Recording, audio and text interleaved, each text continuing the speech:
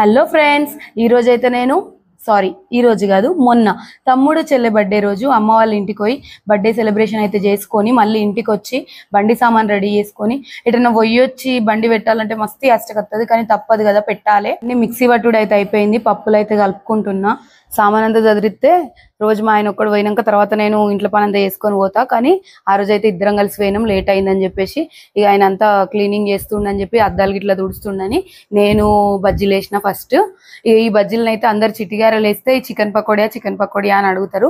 కాదు, టోటల్ గా మా బండి మీద మొత్తం వెజ్జే ఉంటది, ప్యూర్ వెజ్ ఉంటది. చాలా మంది అడుగుతుర్రు మీది ఎక్కడక్క, మీ బండి ఎక్కడ ఉంటది అని చెప్పేసి. మాది వేములవాడ, మా బండి పోలీస్ స్టేషన్ ఆపోజిట్ ఉంటది. హస్బెండ్ ఇద్దరు ఒక జాల పని చేస్తే ఆ ఫీల్ వేరే ఉంటది కదా. ఇట్లనే మా బండి కాడికి వచ్చిన వాళ్ళు కూడా అంటారు, భార్యాభర్తలు ఇద్దరు కలిసి మంచిగా పని చేసుకుంటారు, మంచిగా ఉంటారు మీరు అని చెప్పేసి. మా బండి ముచ్చట్లు. ఇంతవరకు నా ఇన్స్టా ఐడిని ఎవరైతే ఫాలో చేయలేరో ప్లీజ్ ఫాలో చేయండి. బాయ్ అందరికీ.